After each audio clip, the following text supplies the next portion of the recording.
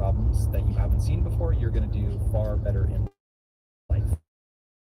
That is the umbrella under which I ask. Map the battlefield. I mean, to use a military parallel, after you map the battlefield, the next thing you need to do is take in all source intelligence. All source intelligence means you're accepting information from all sources. How do you make sure you're not taking in biased sources? Since every source is probably biased. So because every source is biased, that's the assumption you have to have about every source. So the important thing is we're all accustomed to taking in certain trusted sources. Mom, dad, wife, husband, sisters, brothers, co-workers, whatever it might be. Maybe your trusted source is CNN, maybe your trusted source is Fox News, maybe your trusted source is BBC, maybe your trusted source is AP. We all have our trusted sources. But those trusted sources are all biased in some way.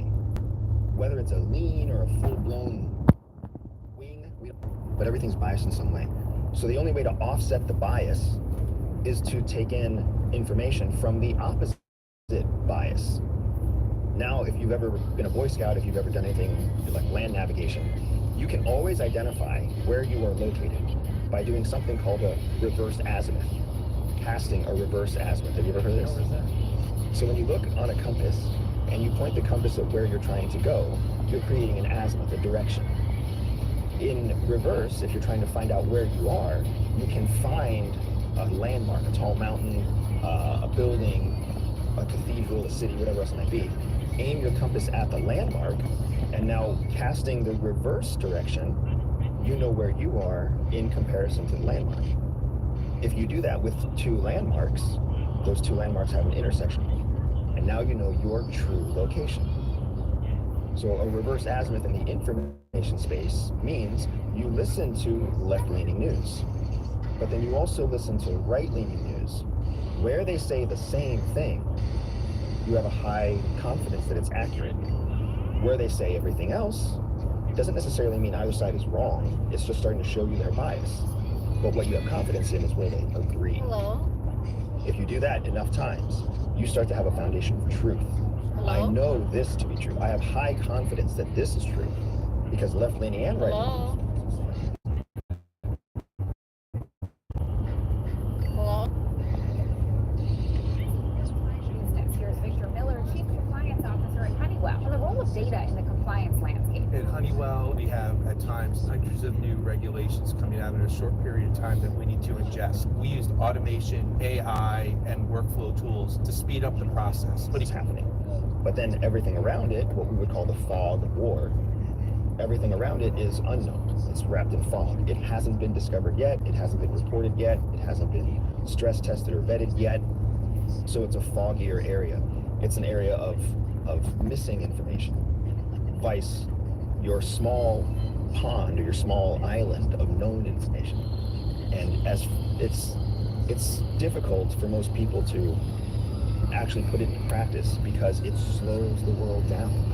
Why does it slow the world down? Because your two biggest enemies are velocity and volume. Velocity and volume of information lead to confusion. So if you can decrease the volume and slow down the speed to identify the true facts, guess what you're fighting against? The very same confusion you're trying to overcome, right? A big part of the reason that Intel failures happen, a big part of the reason why Intel flaps and Intel mistakes happen, is because professional intelligence officers try to slow things down and reduce the volume. Volume in terms of noise, but also volume in terms of mass, to find the true facts that we can make something meaningful out of. Well, sometimes, in all the volume and all the speed, nuggets of intelligence that are super relevant find their way in, but you don't see them because they're hidden in the noise. That's how 9/11 happened. In many ways, that's how October 7th happened in Israel, right? Nuggets were hidden in the noise. And unfortunately, we didn't learn about that until after we had the time to do a post-analysis and look back at what happened. You can reboot your life, your health, even your career, anything you want. All you need is discipline. I can teach you the tactics that I learned while growing a billion-dollar business that will allow you to see your goals through. Whether you want better health, stronger relationships, a more successful career, any of that is possible with the mindset and business programs in Impact Theory University. Join the thousands of students who have already accomplished amazing things. Tap now for a free trial and get started today. Because was Sun Tzu that said all of war is deception. So I also have to imagine that within the noise there are a lot of nuggets that are placed erroneously on purpose, trying to point you in a completely different direction. Okay, one thing, is that the recipe for you? Or is it more? So great. So I would say the recipe is to get a sense of the battlefield, take in all sorts of intelligence, and then actually synthesize in addition to analyze the information. Analyzing, Yeah, okay, you're about to do what I was gonna ask. analyzing the information means you take it in and you start to cross-reference it to see where it aligns. Yep. That's The analyzing. disagreeing things, where they overlap. Right, and then are you seeing trends? Right, that's all part of analysis. Synthesis then means that you take open gaps, open question marks, and you start to actively take steps to fill in those questions, to fill in those missing spots. So if you think of it, analysis is passive. Analysis is just taking what you find, taking what you get, and then creating a document or a grid that has gaps in it, and then pass it to somebody and say, here's my analysis. We know these three things, we don't know these three things. Synthesis is, we know these three things, we don't know these three things, but here's how we will find the answer to these other missing spots. When you and I start to synthesize the information that we have, it starts to give us an active tool that we can use to collect information. We can go to people that we trust, people that we like talking to, people that we know are bigger thinkers or look beyond the noise, and we can start asking them their opinions. You get to do this every day on your show. You get to ask big questions of people that are advanced thinkers, and you get to inform your own opinion every step of the way. You are synthesizing every step of the way, every time you have one of these interviews. People who watch you are doing the same thing. They're synthesizing through you. They have gaps, they want those gaps filled, they trust you to help them fill those gaps, but you're not the only source. They have other people that they also learn from, other people that they also follow. The problem with our world, the problem with the United States in many ways, in my opinion, is a lack, not of analysis, it's a lack of synthesis. People accept the gaps and they assume what's happening in the gap, instead of actively trying to solve the question of what's happening in the gap. That's really interesting and I think super important. And again, abstracting it for people, it does not matter what problem you were trying to think through, whether it's Israel, Hamas, whether it is Ukraine, Russia, correct, being a better parent, getting a promotion, starting a business, whatever. It's all going to run the same thing. The important part for me, so I use slightly different vernacular to describe exactly the same thing. So for me, it's frame of reference, getting people to understand that you have a frame of reference. You see the world in a certain way. You are awash in biases. You're awash in certain emotions that you have to things. So the way I explain it to an entrepreneur is your job as a CEO is the world is a bunch of dots, to your point. It's data analysis. You're getting a bunch of data in, but it doesn't actually tell a story by itself. You have to connect those dots. Now, much like when we look up into the night sky for millennia, people saw animals and humans and all kinds of things in the shapes of the stars. Not really there, right? Those are just dots. But we cannot help but from our frame of reference of being human and the things that we know, overlay things onto those patterns in the same way that you'll see a dog in the... Hello, everyone. Liberal billionaires who absolutely hate our country, and hate it they must because they've given 250 human and the things that we know, overlay things onto those patterns in the same way that you'll see a dog in the clouds or the shape of England, which has happened to me many times because my wife happens to be from the UK. So we will begin to see patterns in the dots. And as a thinker, again, regardless of what you're aiming at thinking at, that's your job. Your job is to connect the dots. But you have to be hyper aware that emotions will make dots feel like they connect that don't actually connect. And if you don't distrust yourself, you'll be like, oh yeah, that's a dog's face. Oh yeah, that's whatever, Aries pulling back a bow and arrow in the sky. And people will just, yeah, 100%, that's what it is. I see the picture in the dots. And to think through a novel problem well, what you have to do is really step back and go, cool, I see a picture in this. I really have a strong take on what this is, but I know better. I cannot trust my emotions. They are probably making dots feel like they connect that don't actually connect. I need to step back because you have to have that certainty before you can Cause I'm living it up to you. Nice. Do you want to reply?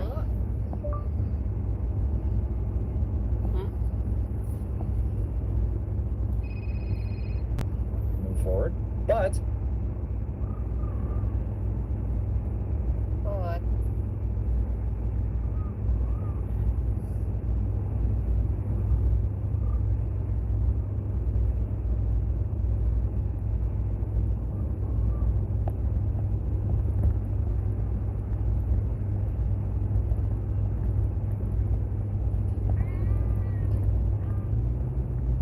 I need to also occasionally check in and be like, I need to welcome disconfirming evidence because, and this is the part we haven't talked about yet that I think is insanely important, and dear anybody listening that wants to think well through a problem, you must have a goal first. Yeah. Like for me, the way I think about when I get invited to be on a podcast is no one can make me say something I don't believe is true.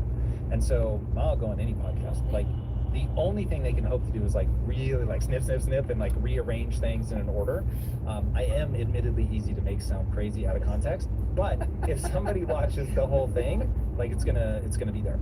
So understanding that, okay, I can go listen to things that I think are outright lunacy, that, you know, whether it's far right, far left, whatever, it's not going to poison my mind to hear it. To your point, it's going to help me triangulate when I understand where people disagree, what they're fighting over.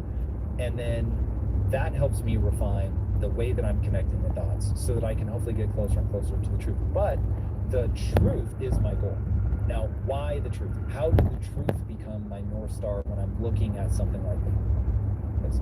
Because to me, the truth has utility, which completely reveals who I am and what I'm about. I'm about something being useful. Now, then it begs the question, useful in what way? And I think it is important to define that. And I think people should have goals that are honorable. To me, the best I can do, and if somebody has a better answer, I'm super here for it, but the best I can do so far is to say all humans ought value judgment entirely. All humans ought to strive to maximum flourishing and minimize human suffering as much as possible. I don't have a better one than that. That's clearly not perfect. The human experience does not seem to be perfect. But at least if you're doing that, like your real aim is, hey, as much as I can, I'm going to try to alleviate human suffering. I'm going to try to elevate people. We can get into definitions of what that stuff is about. I think it's beyond the scope of what we're saying now. But what I'm trying to get people to understand is there needs to be a thing that you can state that you are steering towards so that as you redraw your dots, you're constantly asking,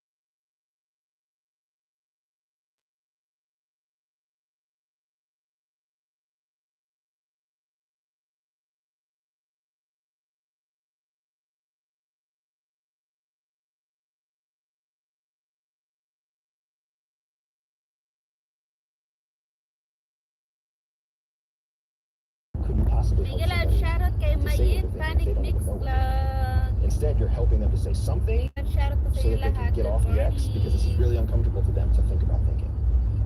Nag-mute That was ako a kasi big baka mga pool of copyright ako maelstrom eh. ideas. Did it make sense to you? May It nagngaw does, dito but sa I still ano have ko. a follow-up question, which is, I'm not trying to plant an idea in their mind. I will say this: there are times where I am trying to plant an idea in their mind. It's what I call trapping somebody with their own value system, which is very effective, and I should do like a whole class. Shout out po. Oh my god!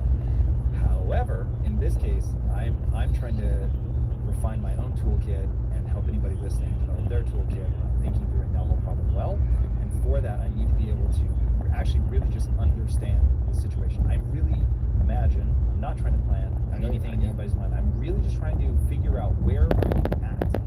But people talk in circles, they will be on sentences. I get into this all the time where I will finally just have to say to people, hey, like, that is the world's longest sentence. I asked you for a single sentence on this, you've been talking for 3 minutes. So then I'll start saying, what I think I hear you saying is this, is that accurate? And so we have a thing here at Impact Theory where I'll say, I want to get to the point where you say the exact words, understand my position perfectly. And you'll usually get to like, yeah, you've got the essence. No. So I'm missing something. What part am I missing? So anyway, how do you, without planting something in somebody's mind or priming them, how do you unearth what they're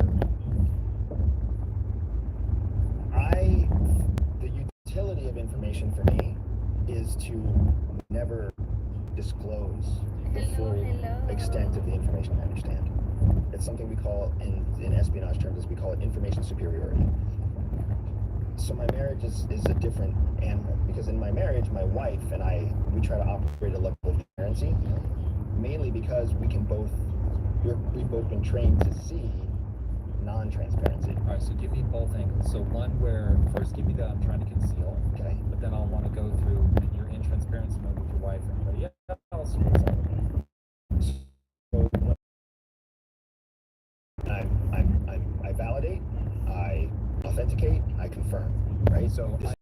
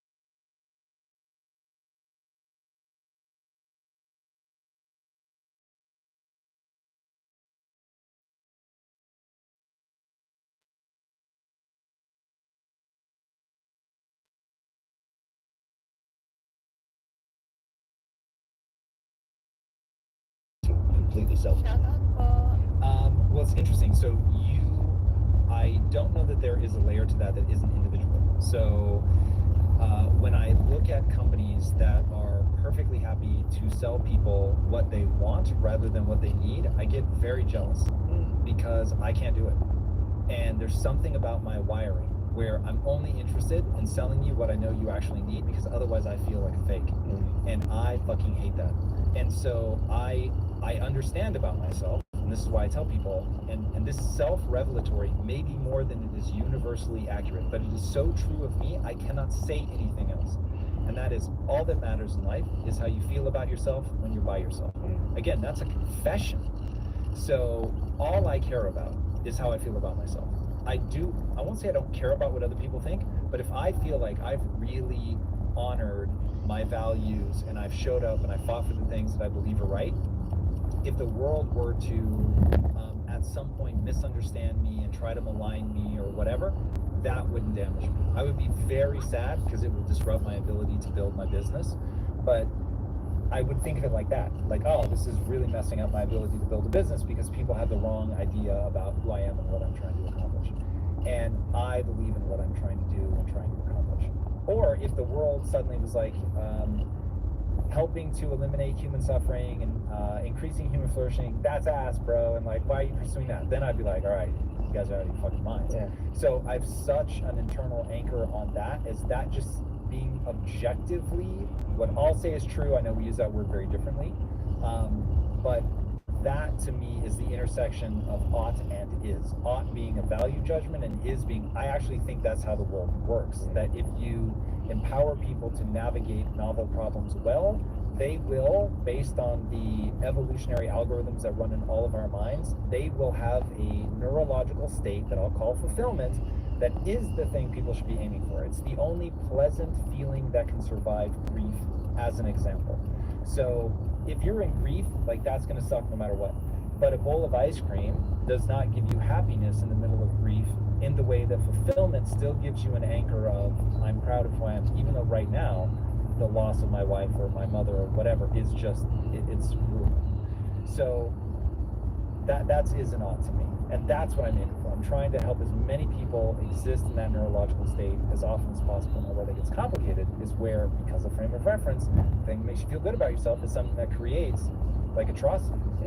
And hey, welcome back to the Israel Hamas conversation. So that is really fascinating. But I don't think there's a way to escape that, because such is the nature of the algorithms running in the human mind, which is why these problems have no sort of absolute solution. But I think that there are ways to think through these problems well. So we'll get to that in a second, but to just officially answer your question, you will thrive. So if you can do that from a business perspective and sell people what they want, you will do very well, because people will pay for what they want all day long. What I fear is that at some point, the money won't solve the problem. You will start looking to, but are we actually helping people? If you're at all wired the way that I am, that question is going to occur to you aggressively. But I look at people, I'll let them remain nameless, but I look at some of the big names, and this will often happen with sales guys, and they make a ton of money. But I cringe. I could not do it. No matter how much money you told me I could make, the way that would make me feel about myself, I couldn't do it. And that holds me back. But since I believe the only thing that really matters is how I feel about myself, that's been my life, that all the money in the world, if I don't like who I am, that's a one-way path to suicide. So I don't want to be rich and killing myself. That just doesn't strike me as interesting in the slightest. And yet, people take that life path. So anyway, that for me would be the only thing, and I don't know if you're wired like I'm wired, so maybe that's just like, no, I'll be fine. I don't know. You know, what's funny is one of the things, and I find that entrepreneurialism has been the best teacher possibly ever, because the market teaches you lessons. Customers teach you lessons. Experimentation teaches you lessons. And one of the big lessons that I feel like I've learned is the truth behind the 80-20 rule, right? And how powerful that 80-20 rule really is. And when I think of it specifically, what I've seen it play out in my audience base is that when I try really hard to market what people need, I have of 100% of buyers, 80% won't complete it. Correct. 20% will. Well, 80% probably more won't even buy it. Yeah, that's for sure. That's the first level, right? 80% won't buy it, 20% will. Of the 20% that does buy it, 80% won't finish it, 20% will. Now there I have solutions for you. And then, but second to that, at the same time, when I A/B test that against an 80-20 rule, what they want, the same mathematical principle reigns out. Of the 100% of people that buy it, 80% don't complete it, 20% do.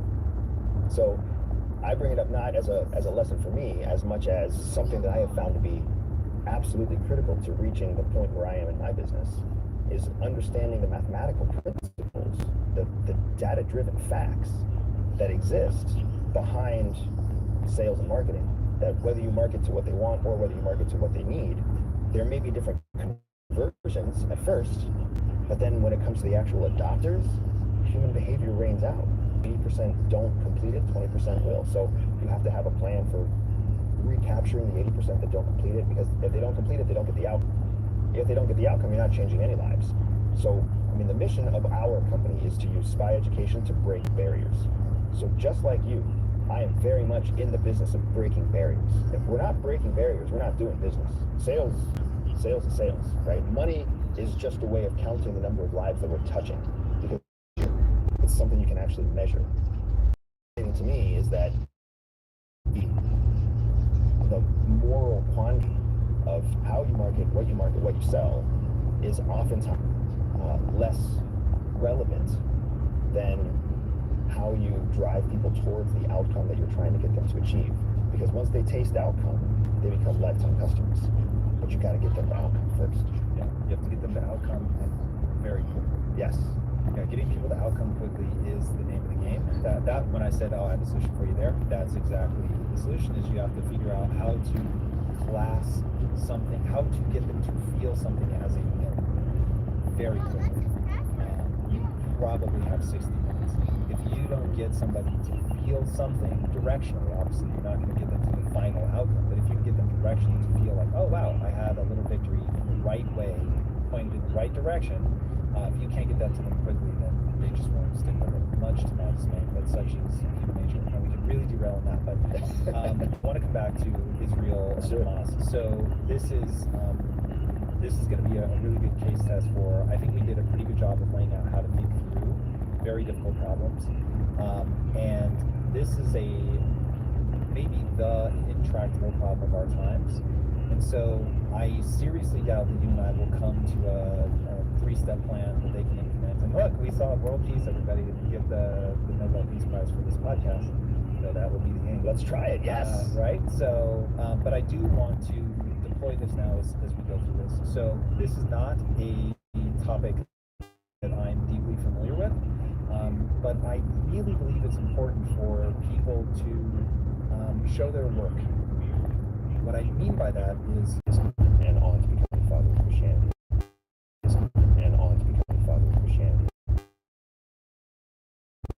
The conflict that exists between Palestine, a Muslim group, and Israel, a Jewish, largely predominantly Jewish group, essentially is the generational ongoing conflict between Isaac and Ishmael. and is there, so forgive me, dear listeners, but I think of this as a story, and a very powerful story, but one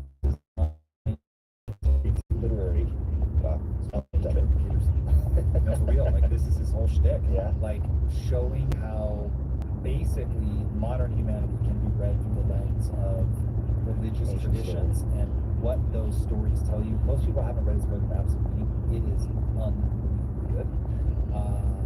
Anyway, so that part we don't have. We have a dot point that has a gap.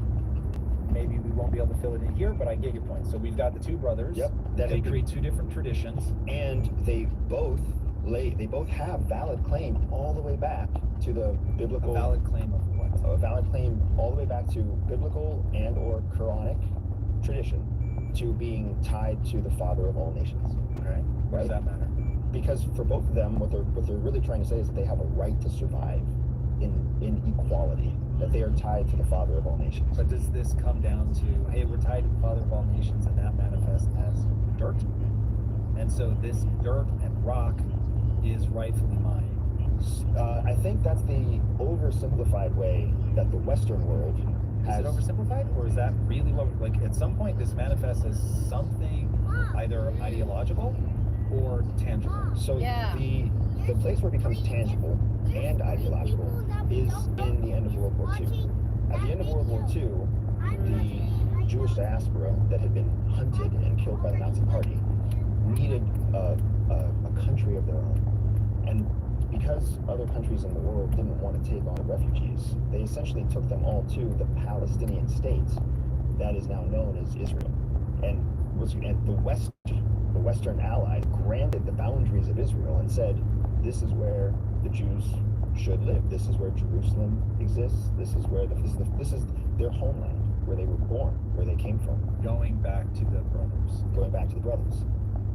But the Palestinian Muslims were already there. They had never been displaced from their homeland.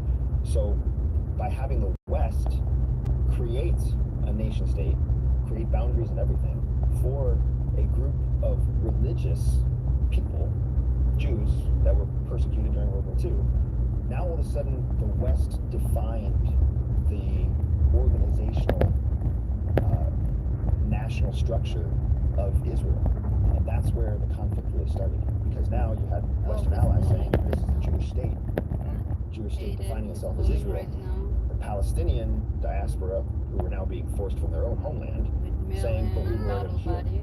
Like this is Jerusalem is the city where Muhammad ascended into heaven. Like this is a holy place for us too. And so the West was just like, well then we can both share it. We're going home, right? We got a party after VE Day. We're done here. And that's where everything started. From there, you also then had Western powers funding and fueling the economic success of Israel. And by the way, I just want people listening at home, you are providing a very fast painting. I know enough to know that there's, God only knows how much history of conflict before 1948 where these boundaries are laid. Yeah. I just want people to understand. life? This is an exercise in how to think through a difficult problem. Right. This is Thank not you. a one-for-one accurate representation of everything. You will need a far longer video from experts in this field. We go into this conversation fully understanding that. But I do think to the initial framing of this episode, I think it's very important to understand what I'm trying to do. I think putting your head down is the wrong move at this particular moment in history. There are probably times that come and go throughout history where it is okay to put your head down. And for the first 40 years of my life, I had my head down. And it worked out wonderfully. But this moment feels different now. It could be a mirage. Maybe it's just my age and everybody sort of pokes their head up at this point in their age and starts thinking the way that I'm thinking. I don't know. But this moment really does feel different to me. We'll get into AI and some other things later. I think there are a lot of threats on the board right now. Certainly AI, technology, social media, all of that. We talked about velocity, volume of information earlier. All of that's in play. So anyway, I just want to set that stage so the comments doesn't waste time with like the boring shit. Like, because yes, simplistic viewpoint here from the setting of the table, we'll talk. Okay, but what do you do now, right? And what I really hope is I think that the comments are going to end up being a big part of what makes this episode useful to a larger audience. So I hope that we can eliminate some of the more. I don't want people to get bogged down with the wrong thing. So yes, many details to talk about. We just need to set a quick table so that then we can talk about things like, hey, when humans have a historical conflict over who has a right to the land without getting lost in the minutia of that, how do you move forward? And that just, again, so we're setting the table, sorry. No, so it's fair. So I'll set the table faster too. No, I don't need you to set it faster because I know no matter how much you do, we're not going to get there. The more detail you have, give it to me, for sure. Fair enough. So then what ended up happening was now we have, as the West places the Jewish diaspora into Israel and supports the establishment of a Jewish state, we then also have the responsibility of the West in fueling the economy for the Jewish state, because You can't, I mean, we did the same thing in Japan. We're going to rebuild. There's economic benefits to the United States in rebuilding foreign countries. There's economic benefits in having allies that you help economically rebuild.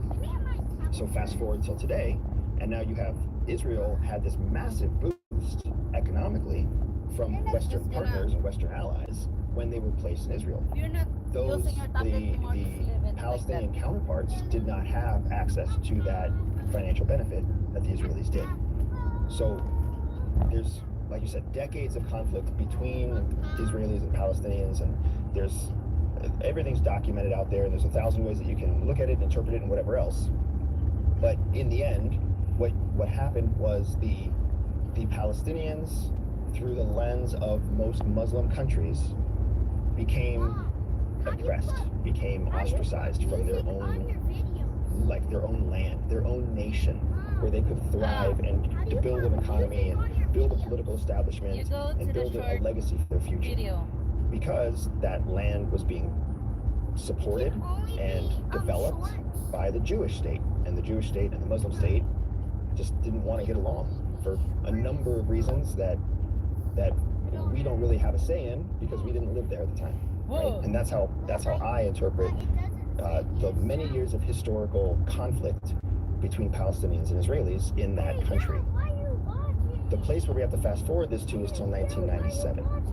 In 1987, Hamas became a political group that was supporting Palestinians in their fight to resist what was perceived to be Israeli oppression. Hamas became the more aggressive group versus the Palestinian Authority, which became what's known as a secular group or a non-religious group. And those became the two political powers vying for support from the Palestinian people. And at the time, in 1987, the vast majority of that support went to the Palestinian Authority, not to Hamas. Personal vehicle Hamas's only. promise at the time was, we will destroy the Israeli country and we will return the entire country back to the Muslim people. Not a religious war. So he They gonna weren't do going after cab or killing walking Jews. only, They were no trying to personal. destroy Israel. Not that it makes it that much better, but at least to Or he clarify what their said- ambitions were in 1987. For sale personal vehicle. Nobody determined that Hamas was a terrorist organization in I don't know. 1987, despite their claim, despite their promise to Why is eradicate not Israel. allowed meal gonna drop In you off? And no, 1997, personal following- vehicle only for sale cab or walking. He said, oh.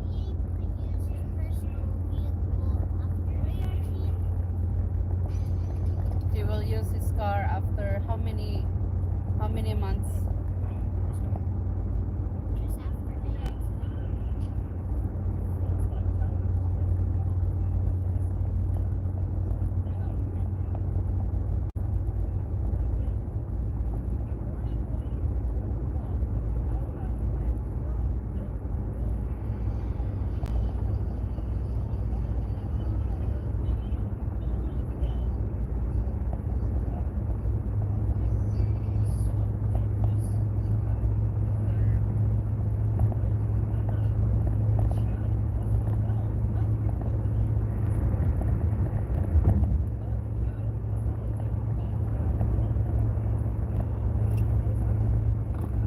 Major terrorist attacks inside the United States, the peak being the Timothy McVeigh bombing of Oklahoma City.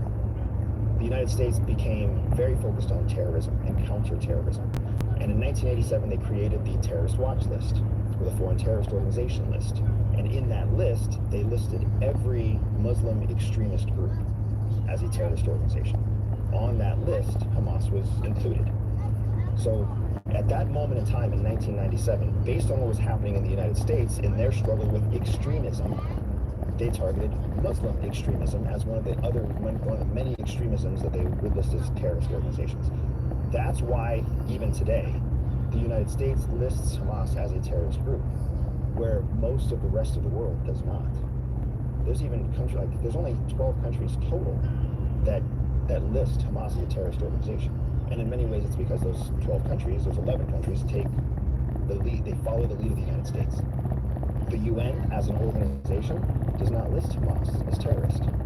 So, in 1997, Hamas becomes a terrorist group, but they're this terrorist group that also has a political arm that's supporting and taking care of the Palestinian people within Gaza. That's already kind of a mess that becomes complicated, right? Palestine can't create a standing army. They can't create their own standing economy. They can't create foreign trade. They can't create anything significant because they're not recognized as a nation. So a few Muslim countries like Qatar and Saudi Arabia and Egypt recognize the Palestinian people, but not the Palestinian state. And everybody recognizes the right of the Palestinians to a state, but nobody wants to say what that state is going to be. So that becomes a mess that most of the first world doesn't even follow, doesn't really care about until things start blowing up in Israel and Palestine. October 7th, 2023, this group known as Hamas, based out of Gaza, conducts this massive incursion. The most doctrinally correct word is it was an incursion across a border within one country, closest to a civil war, much closer to a civil war than an attack from a foreign nation, right? They carry out this incursion that uses terrorist tactics, terrorist tools, but also targets military targets for a political goal that has been stated and consistent since 1987. Now we live in this world where what is this thing that's happening? The United States labels the group as a terrorist group. However, all humanitarian aid that we send to Palestine has to go through Hamas. Like, they control the politics, they control the governance, they control the hospitals. Not terrorists. Al-Qaeda never controlled hospitals, right? It's not as clear as we think it is. But it's hard to get that nuance across with the velocity and volume of information. So now we live in this world where velocity and volume of information make it so that we all see the dead bodies and the crying children and the dying women on the Palestinian side, but we also read about the atrocities that were executed against these Israelis in a surprise attack on October 7th. We're faced with all the information, and there's no clarity as to what's really the nuance, what's really the battlefield, what are we really looking at here? So you've got Israel trying to counter what they know is a threat to their national sovereignty, but they've also got a problem with a group that was created because of the oppression they put on the Palestinian people, and that is what the group states is their whole core purpose. The reason they exist at all is because of that oppression. So you've got this absolute mess that the world is watching play out day to day, but at the same time, the world isn't invested enough to actually try to resolve the conflict. How often are you checking your credit score, afraid of identity theft or account breaches? We all use the internet every single day for important things like personal banking and remote work, so why not protect yourself with our sponsor, Aura? Aura is an all-in-one cybersecurity service that keeps you safe online. Aura identifies data brokers exposing your info and submits opt-out requests on your behalf. Aura also monitors your credit, tracks your passwords for data breaches, and secures your online activity with VPN and